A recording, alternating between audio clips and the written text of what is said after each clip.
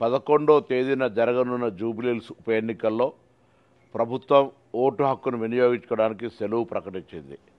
ప్రతి ఓటరు విధిగా తమ గుర్తింపుకు తమ ఓటు హక్కును వినియోగించుకోవాల్సిందే విజ్ఞప్తి చేస్తూ ఉన్నాను. పోలింగ్ శాతం చాలా తక్కువైతుంది. అందుకే ప్రతి ఓటరుకు నేరుగా ఈ విజ్ఞప్తి చేరాలనే ఆలోచనతోటి ఈ మాట మాట్లాడుతూ ఉన్నాను.